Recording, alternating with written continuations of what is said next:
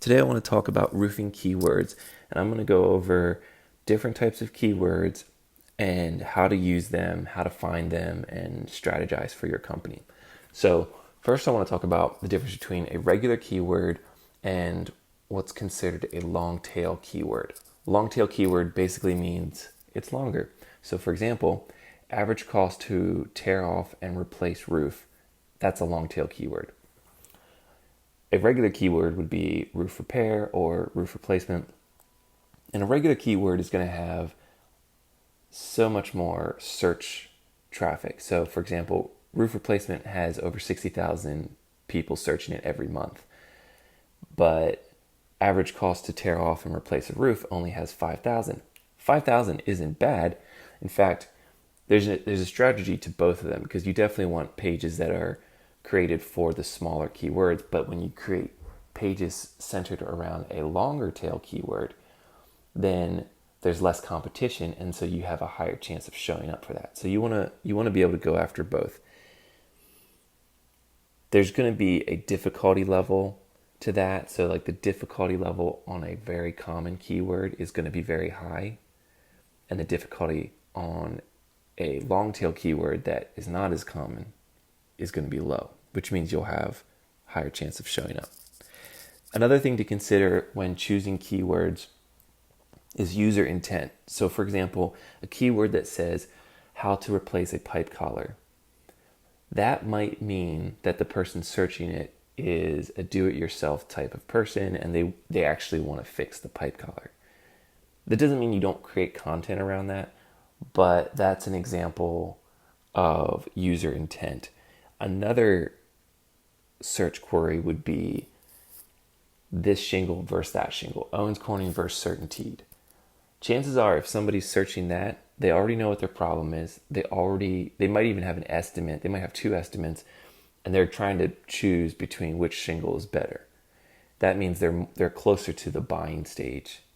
And so when you look through the list of keywords, just think about what's the user intent behind this keyword, and is that the target customer that I want to go after? Another type of keyword is city-related keywords. So if you want to create a page that's for a city, you want to make sure you use that city in the text, not just in the title. So you want the keyword in your URL, you want it in the title of the page, and you also want to use it multiple times throughout the body of the page, throughout the rest of the text. And that's something that you could do for any city that you want to rank for. Another thing that you could write on and get keywords for are going to be items in your contract. So for example, everyone's writing content and using keywords about shingles, but you're going to have other things on your contract that a customer's going to look at and they're probably going to go Google.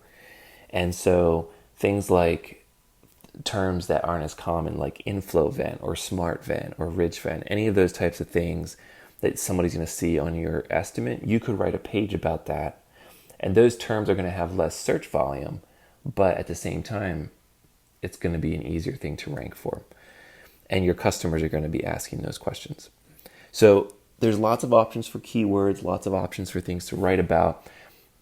You want to go, in order to get keywords and figure out how many people are searching them each month, and you can even go as far as how many people search in your area. Google provides a free tool. It's called Google Keyword Planner. So you can check that out and you can get in there and type out different keywords. They even have a tool where you can compare this word versus that word. So for example, re-roof versus roof replacement. You'll see roofers interchangeably use those words, but roof replacement is searched on Google significantly more than re-roof. So that knowing that helps you shift your strategy, your keyword strategy, over to using roof replacement.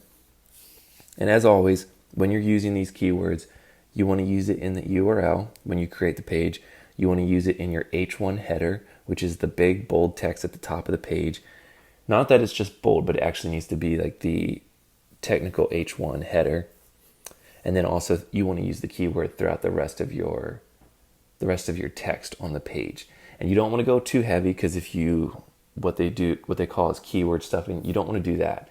You don't want to put a bunch of keywords in your URL or in the text. Keep it simple, keep it readable, like you would have like with a normal conversation with somebody, but just make sure you use the word, and then that will help. If this was beneficial, leave me a comment, or if you have any questions, I'd love to hear your thoughts on roofing marketing. Thanks.